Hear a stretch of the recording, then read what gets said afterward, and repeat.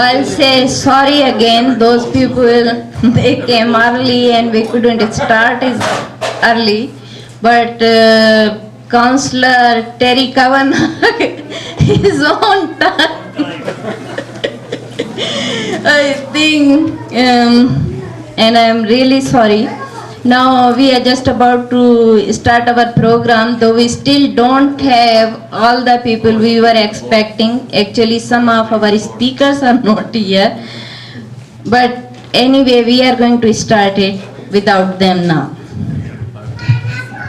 We are very lucky today. We have Councillor Terry Kavanagh with us from the city, and we have leader of NDP party, Dr. Raj Pannu, and of course all of you to celebrate together Eid, Diwali, Christmas, Hanukkah, and all the other festivals. One of the direction Bazm-e-Sukhan is now going, I would like to involve all the young generation. So our today's MC is a very talented young girl, Angela Sharma. She is a grade 12 student at McNally High School. So I'll hand over the mic now to Angela Sharma. Hello, Namaste, Salam, and Sasrika. As we all know, Bazm-e-Sukhan is a non-profit volunteer organization serving our community since 1984. The objective of Bazm-e-Sukhan is to promote unity, cooperation, and harmony among different communities through communication. I would now like to ask Mr. Ahsan Jafri, Director of Bazm-e-Sukhan, to give the opening welcome.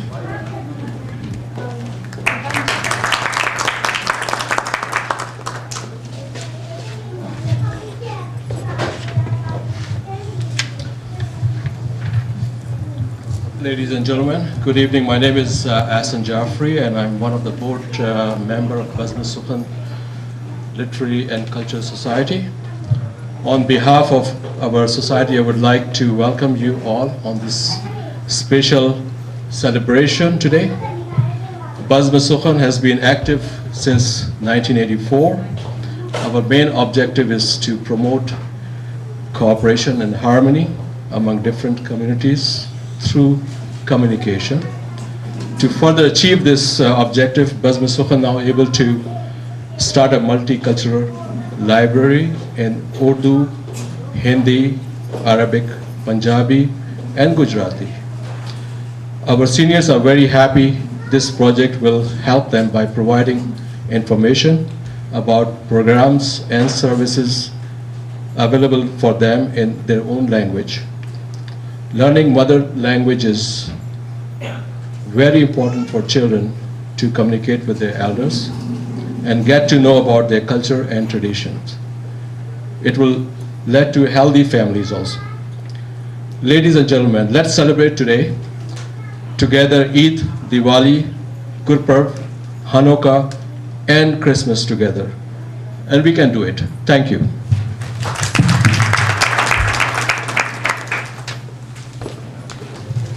Thank you, Mr. Jafri.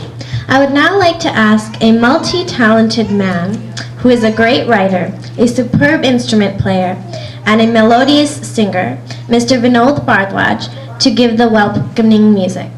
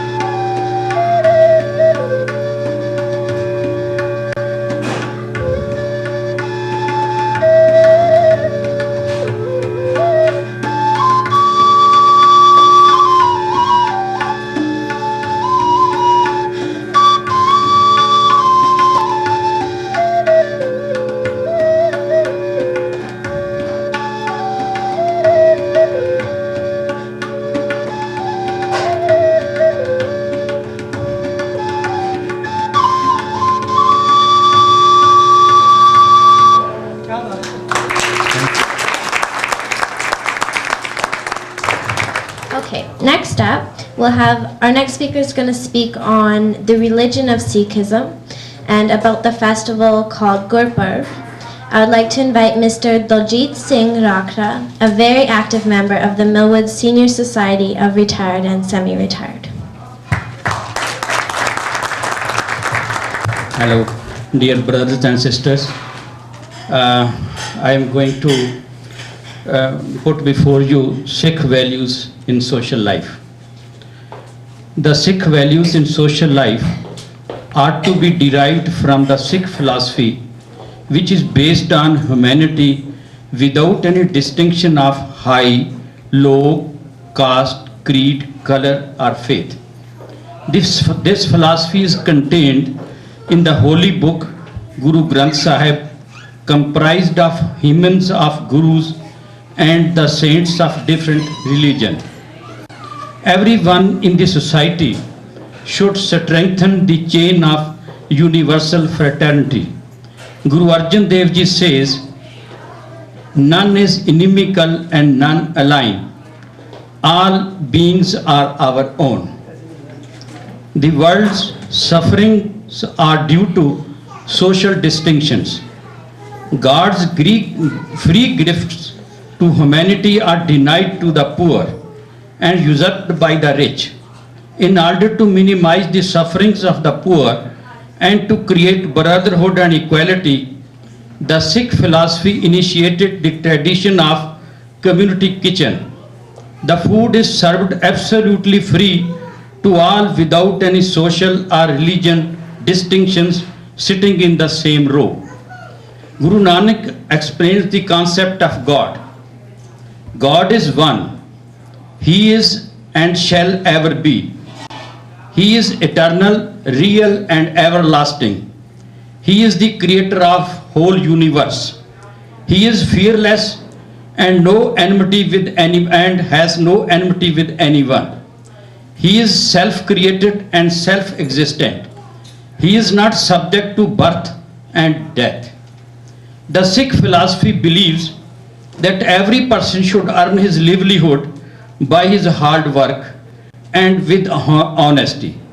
He should share love, food, and material things amongst the needy ones.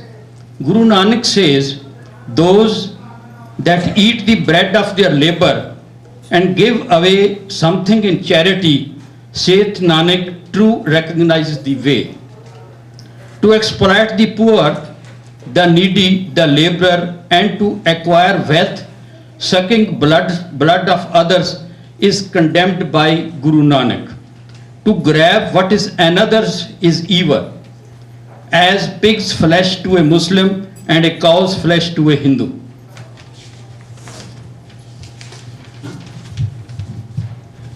Furthermore, egoism is the ill of ills. This is an evil that eclipses one's all good qualities. Creation of individuality makes the universal consciousness disappear. The craze of egoism tears apart the oneness of humanity. An egoistic person presents himself as if he were God or the true representative of God. In fact, he is ignorant. Guru Nanak says, ignorance has its roots in egoism. It does not make him in all things, but makes him in image of itself. Likewise, quality of forgiveness plays a very important part in the society. Kabir emphasizes, where the virtue of forgiveness prevails, there the Lord himself resides. To be pious is very essential, and one should control one's mind. Lust, anger, greed, desire, and pride are all evil actions. Guru Nanak speaks, one who conquers the mind can conquer the whole world. A God-fearing person speaks humbly and has sweet behavior with everyone. Guru Nanak says, to be humble and sweet is the essence of good qualities. Sikh philosophy ordains that one should have faith in the purity of life, making it practically beneficial to the whole universe. God resides in the soul of everyone. no one's heart should be hurt. Sheikh Farid depicts, rebuke not anyone. The true Lord resides in all. Hurt not anyone. Precious are the souls of all. I must quote Guru Amar Das, the third Guru, who has enriched the human values. There is no great penance than patience. There is no great penance than patience, no greater happiness than content, no greater evil than greed, no greater virtue than mercy, and no more potent weapon than forgiveness. To conclude, Sikh religion is a universal religion.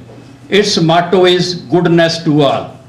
Sikh temples are open to all. Thanks for listening.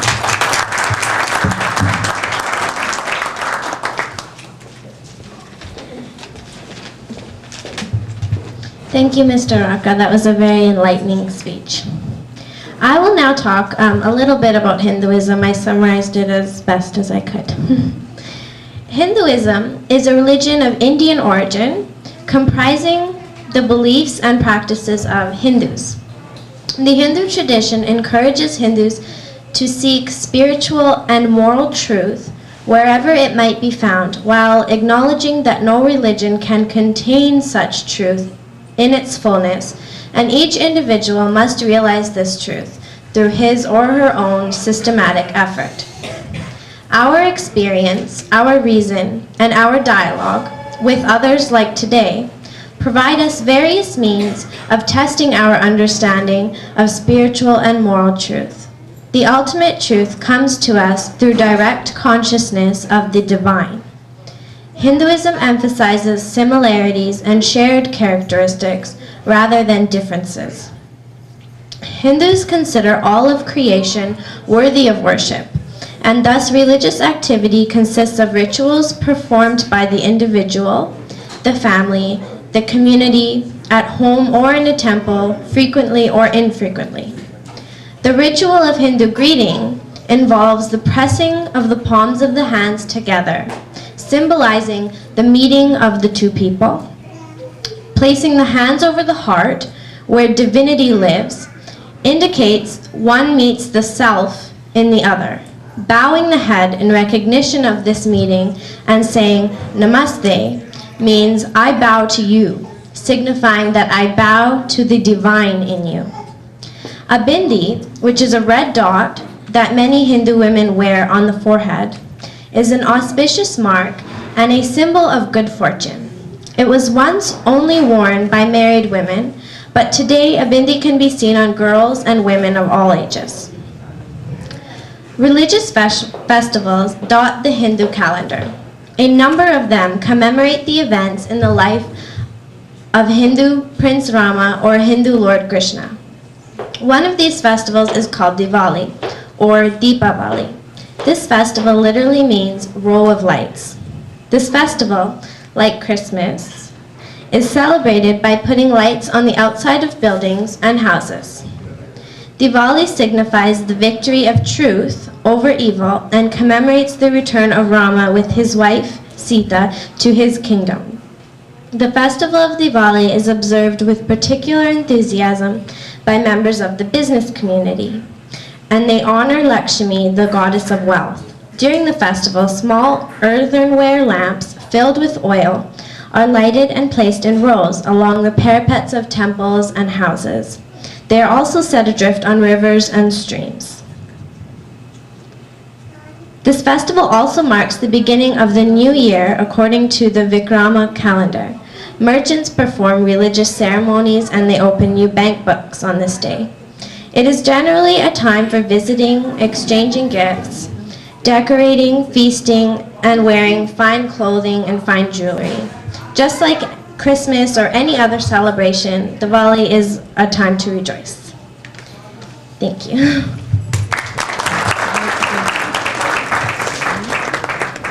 I would now like to invite Ms. Netta Fillet, the member of Edmonton Interfaith Center, to speak on the Jewish festival of Hanukkah.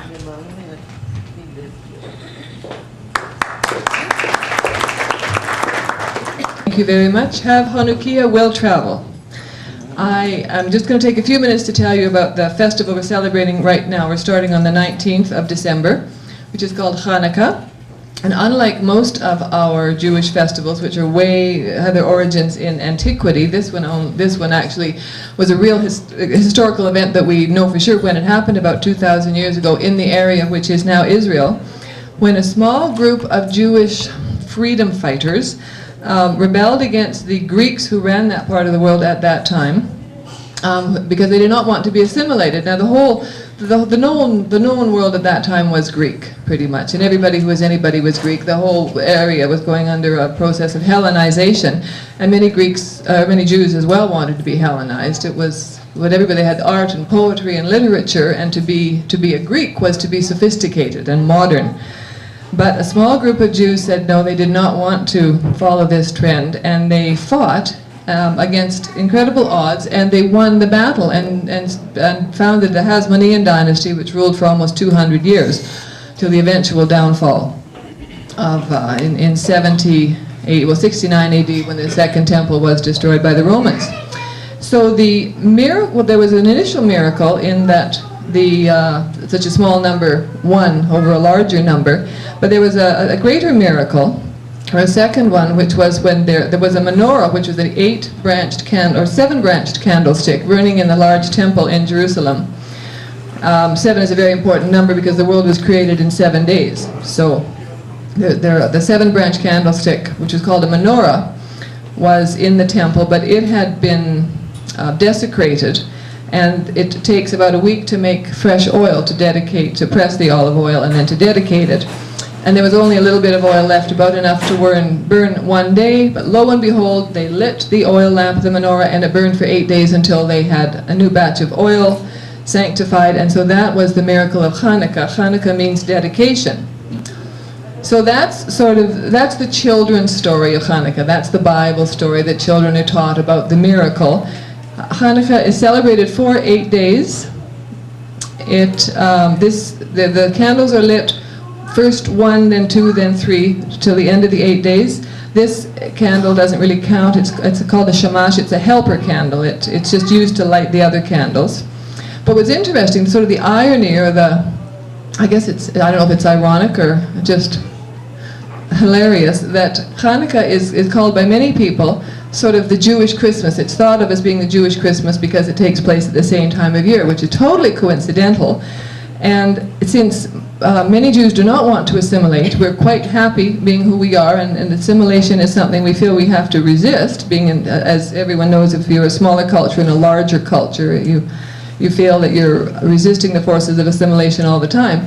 And Hanukkah, which is a holiday to celebrate not assimilating, has sort of been subsumed into the machine that is the Christmas machine. But it is not the Jewish Christmas. There's actually even no tradition of gift giving, although just in the last couple generations, Jewish parents are giving their children a present for Hanukkah because they don't want to be jealous of their friends who get gifts. So in our Christian society, where gift giving has become a big part of Christmas celebrations. So that's it. That's the short, fast story of Hanukkah. Of course, there are many, many other aspects to it. There are all sorts of commandments around Hanukkah.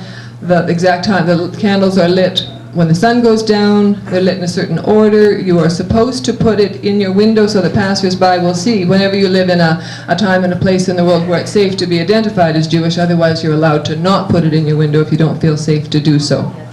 So thank you again very much for inviting me. And shalom. Thank you, Mrs. Follett. That was wonderful. Okay, the next speaker we have is going to speak about Christmas. I would like to invite Mrs. Rosaline Zdinich. I'm sorry, I had trouble pronouncing your name. And she's from the Interfaith Center.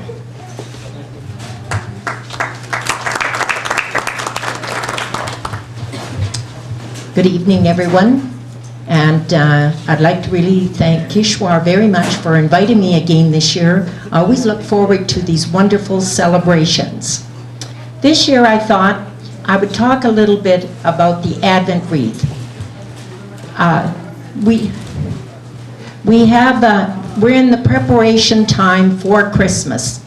All of the stores have their Christmas trees up and the Christmas presents, and people are shopping and everything. We are not in Christmas yet. Christians aren't. We are preparing for Christmas. We're preparing our hearts and souls so we can celebrate Christmas in its fullness. And one way we do that is with an Advent wreath. And this 4 weeks of preparation is called Advent. So we do it with the Advent wreath. This is a very simple one. Many people have it in their homes and they light it every night. We have it in the churches, quite elaborate Advent wreaths. And because we're in the time of preparation, the candles are purple. That's the reason for the preparation for the candles purple, more somber. The green, you know, in the spring when everything turns green, new life comes, eh? So the green on the Advent wreath is new life. The circular represents God eternal, no beginning, no end. So what do we do with these candles? We light, last week ago Sunday was the first Sunday of Advent. So we light the first candle. And the first candle can represent the announcement of the Messiah, and therefore hope. And we pray for hope in a world that needs a lot of hope. So we light the first one. Today was the second Sunday of Advent. So we light the first candle and the second one. And the second one represents Joseph and Mary journeying off to Bethlehem. And that represents love. We need a lot of love in this world, and so we pray for love. Pray for hope, pray for love. We have 2 candles lit now. We light them in the home frequently in the evening before supper, after supper. Then we light the third one. And if you notice, the third one is a different color. This is more somber. The third one is pink, a sign of joy, because Christmas is close. So we take a Sunday to celebrate that joy. And this is when the angels announced to the shepherds that Jesus was born and urged them to go to Bethlehem to see Jesus. And this is a sign of love. And we pray for love in our families, in our homes, in our hearts. So this is hope. This is love, and this is joy. So we pray for joy now. The joy that the angels brought. The last candle we light is the 4th Sunday of Advent, and we go back to a somber color. And this candle can represent the shepherds. The angel has appeared to them. Shepherds are going to see what this wondrous thing is. What is this wondrous child? The shepherds go. And this is a symbol of peace. And we pray for peace in a world that needs peace. Also, the wise men journeyed to Bethlehem a few days later.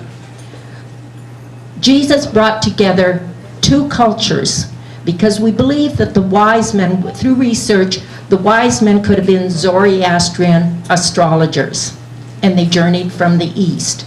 And so the Zoroastrians came to see what this wondrous news was all about. And so Jesus brought together 2 cultures like we're doing here today. So that was done a few thousand years ago. Then we're ready for Christmas. Christmas is about the Son of God coming to earth, God coming to earth. This is what Christmas is about. And Christmas is about peace. Jesus came and brought peace to the world. So we celebrate very much, pray for peace and celebrate peace, love, joy. And we pray for this. We go to midnight mass, as many of you might know if you live in church neighborhoods. We go to midnight mass, those of us that can. And we give gifts.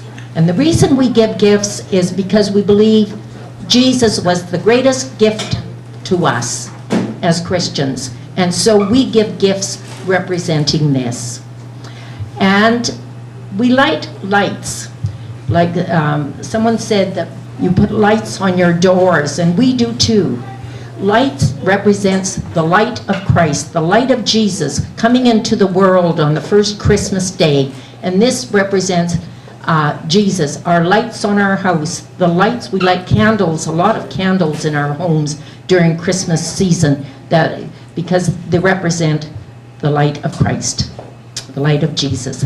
Christmas lasts until January the 7th. It's not just one day. It doesn't begin the 1st of December like the stores make you believe. It begins December the 25th and lasts till January the 7th. Thank you very much for your invitation and for your attendance. Thank you.